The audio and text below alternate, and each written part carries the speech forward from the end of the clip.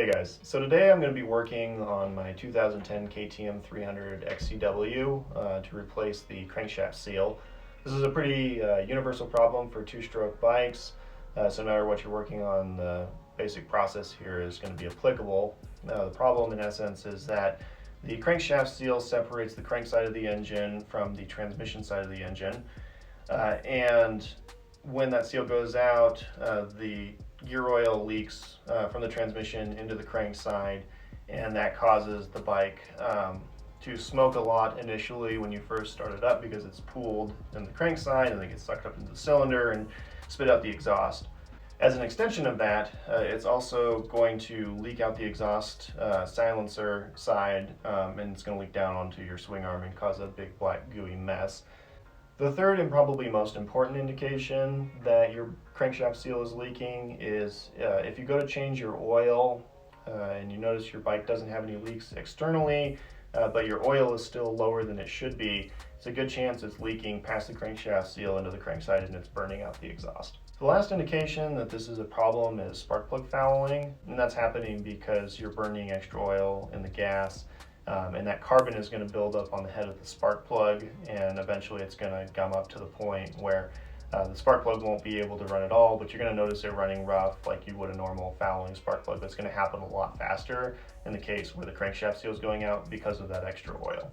Hey guys, before we get too far into this, I want to take a second to show you our line of Enduro helmet chin mounts that we make for action cameras. They are individually designed to fit a growing number of specific helmets. No more generic one-size-fits-all mounts. These mounts are made to complement the style of your helmet while being secure and ergonomic. They come with a couple cool features such as the reverse screw direction for easy battery access on newer GoPros, upright mounting that allows for the perfect camera angle as well as audio reception protection, and lastly a tilt indicator that helps you line up the camera for the perfect angle. If you're interested in supporting our channel, check out the link in the description below and see if we make a mount for your helmet. Okay, back to the video. For this job, you're going to need a variety of different hand tools. You'll need a torque wrench, you'll need a variety of different pliers as well as flathead screwdrivers and boxed end wrenches.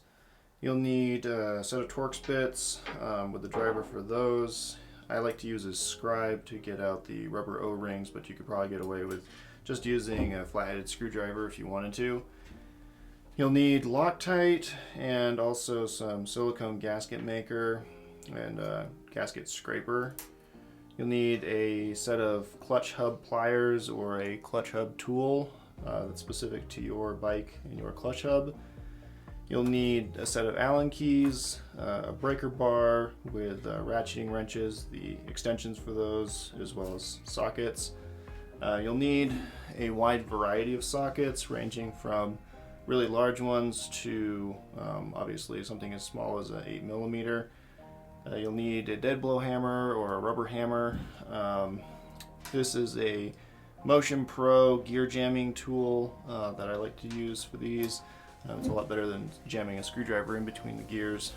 And then lastly, I use a piece of copper pipe as a seal driver. You can get seal drivers, but the problem with this is that the shaft from the crankshaft has to stick in here a little ways to get to the seal, so you can't use a traditional seal driver. The parts you're going to need for this project are the gasket for the clutch cover. You'll need the crankshaft seal. You'll need the little rubber O-ring that goes behind the crankshaft seal. This metal collar sits as a buffer between the crankshaft and the crankshaft seal, and over time it can get grooves worn into it that can cause it to leak. So it's a good idea to have one of these metal collars on hand. Check the one that you have, see if it needs to be replaced, and if it does, I'd recommend that you do that. Either way, it's a good idea to have one of these on hand. Lastly, you'll need the locking washer for the clutch stack. In most cases, you'll need to remove the clutch stack to get to the crankshaft seal. In that case, I'd highly recommend that you replace this rather than try to use the old one. So the first thing you want to do is take off the expansion chamber and the Kickstarter lever and the brake lever.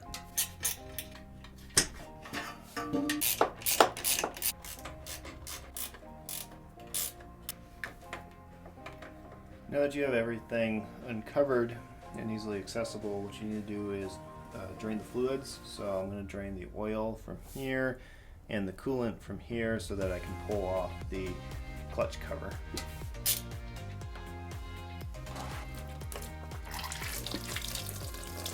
Next, I'll need to remove the power valve side cover, these coolant hoses, the water pump, and then all of the bolts that go around the outside of the inner clutch cover.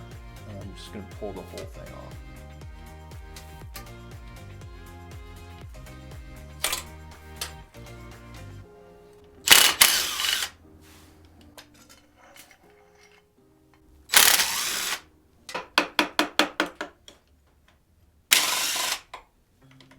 Before I can get this cover off here all the way, I will need to detach the connecting arm for the power valve here.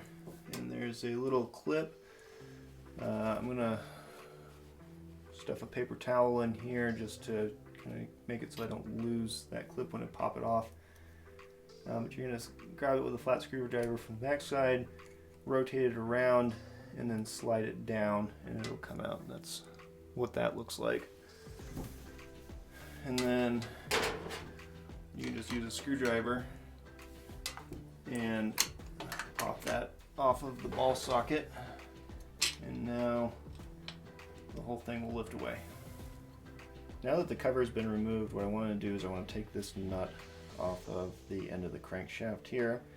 In order to do that, I'm going to use a Motion Pro gear jamming tool. That just sits in between the gear teeth and keeps them from turning while you crank against the nut here. This nut is a left-handed thread, so it's just counter to the way that the crankshaft spins so that it doesn't have a chance of loosening up over time. Move the locking washer and the nut, and you can just set those off to the side for now. And you can see here, I can't remove the gear on the end of the crankshaft without removing the stack here. So what I'm going to do is I'm going to remove all these clutch plate bolts. You can back them out in a star pattern so that they release evenly and don't put any weird kind of tension on the clutch plates. Just remove all these bolts and then pull the whole stack out.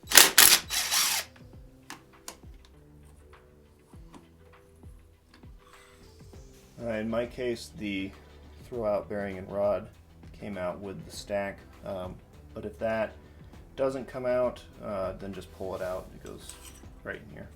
So now we'll need to take out the clutch nut here, and that locking washer that I talked about earlier is right underneath. The hub will pull out, and then the basket will pull out underneath that. In order to get the clutch hub nut out of here, you've got to bend back these two tabs here. It's really important to make sure that you're not putting any sideways pressure on these perches for the nuts with the screws with the springs on them, because these don't have a lot of strength side to side. They have strength in the direction of the bolt. So you want to make sure that as you're prying against these tabs here, trying to get them bent out, you're not putting any pressure against any of these because they are quite brittle, and you don't want to have to replace the clutch hub while you're doing this project.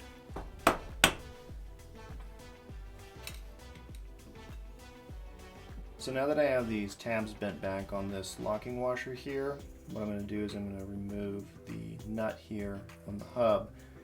And to do that, I'm going to use a pair of generic clutch pliers, and these just sit here in between the slots for the clutch plates. But what I find with these pliers is that they have a tendency to kind of ding up the aluminum here, and I don't like that. So what I'm going to do is I'm going to use some just blue shop towels, and I'm going to wrap them around the ends of the pliers here so that they don't ding up the aluminum. So I've got those clipped in place, and you can see the way I have it here, The pliers are going to rest against the foot pegs, and that way it'll keep it from rotating when I try to pry against it. So I have the nut in the locking washer. So it goes off to the side.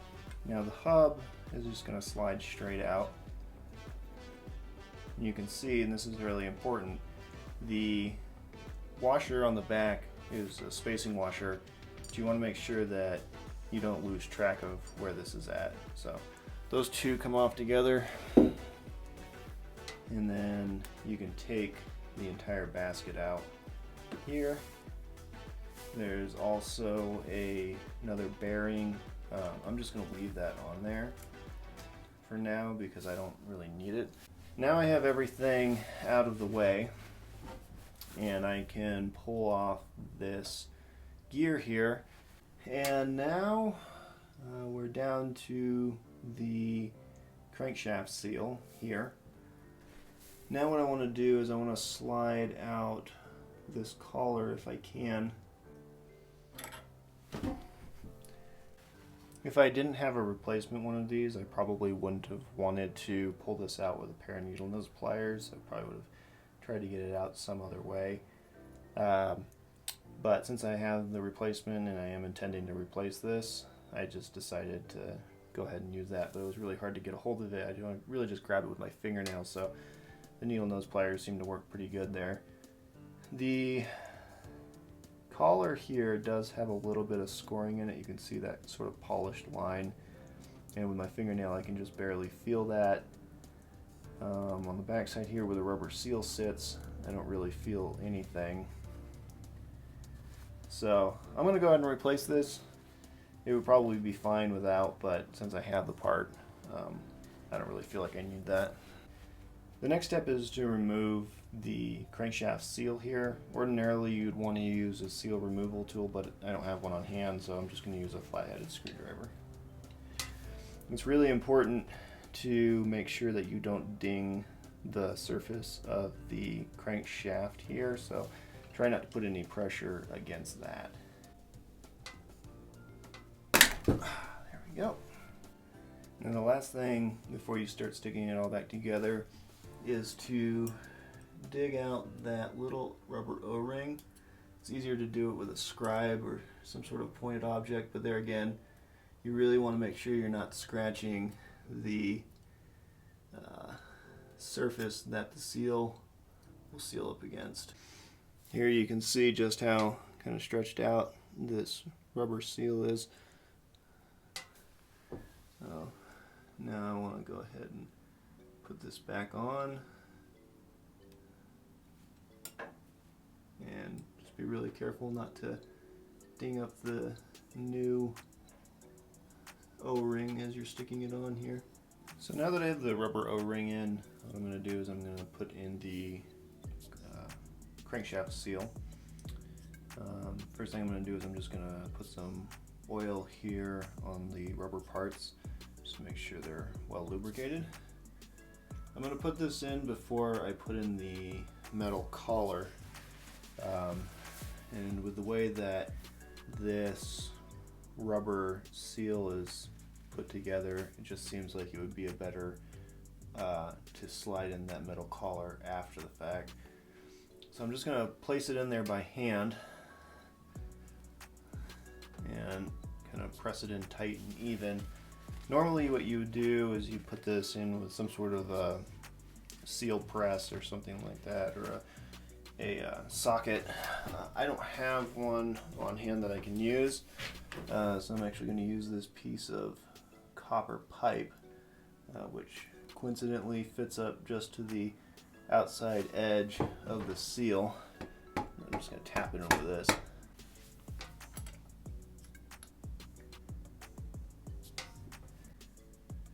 So now that I have the seal and the collar in place, I'm just going to go ahead and put this gear back on.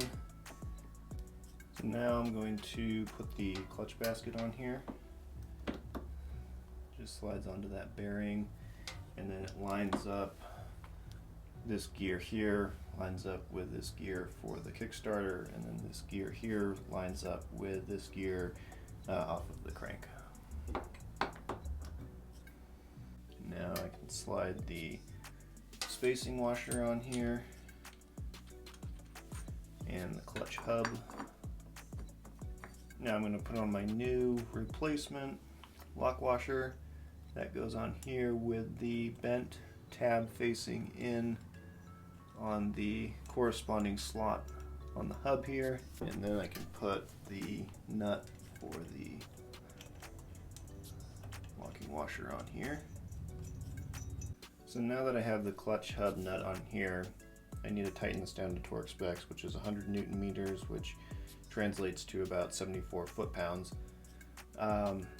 Again, I'm going to need to use these clutch basket pliers, and I'm going to use a paper towel again just to keep it from dinging up that surface. Here again, I'm going to use the foot peg to keep the pliers from rotating on me so I don't have to counter hold them. Now that I've got that nut torqued down to spec, I'm going to go ahead and bend these tabs up so that they lock the nut in place. Here again, I want to do as little prying against any of these metal parts as I can, especially against these screw perches here. It's kind of hard to avoid it simply because there's not really any way to get in there and pry up on those tabs without at least putting some pressure against the outer rim of the basket here, or of the hub. But I'm just going to use a wad of paper towels. I'm going to go around this perch here, and I'm just going to kind of lightly as I can pry up on that, enough so that there's like a little bit of a lip, and then I'm going to go ahead and finish this with a pair of pliers rather than continuing to pry against that. So I can get the pliers on here, and then I can bend that up the rest of the way without putting any more pressure on the basket or hub. So now I've got the metal tabs bent up. I'm going to go ahead and replace all the steel discs and friction pads.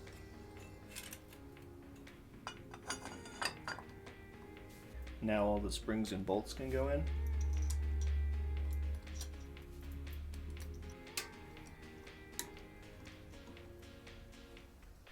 Now to save time, I'm going to run these in with a drill. I'm not going to torque them down with this. I'm going to do that by hand, but just to save time, I'm going to use this.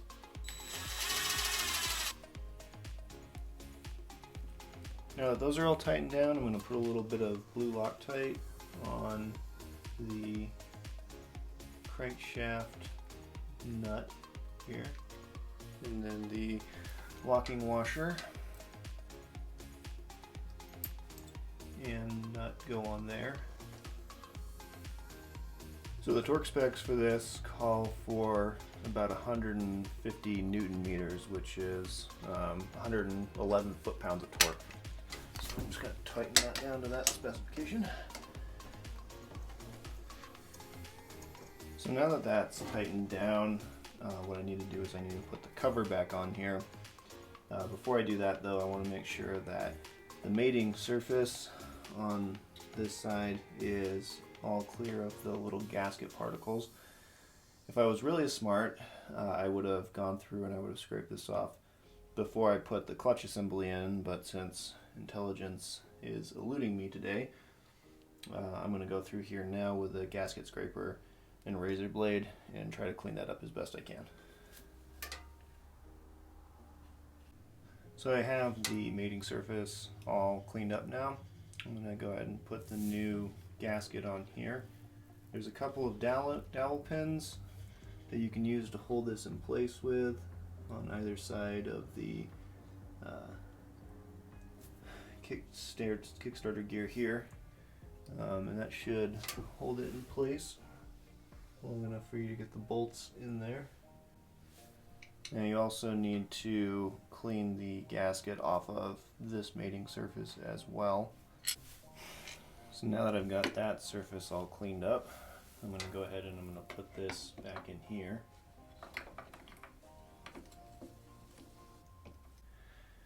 So now that I have the cover back on, I'm just going to go around and I'm going to screw in all of these shorter screws that hold the cover in place.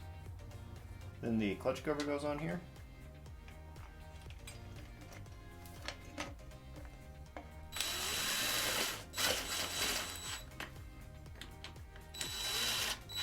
And then the water pump goes on.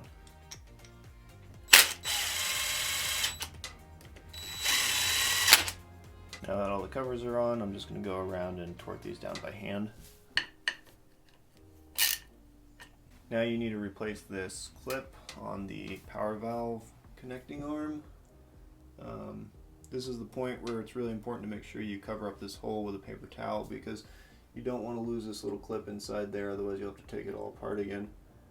So that little clip goes up inside here, and then this rotates around and snaps into place. And then you can replace the cover. And then this coolant line. The kickstart lever. And the brake lever.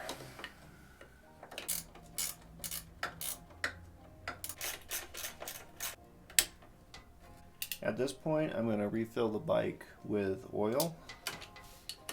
So I'm going to undo the oil check level hole here. Lastly, I just need to put on the exhaust, and then it's good to go.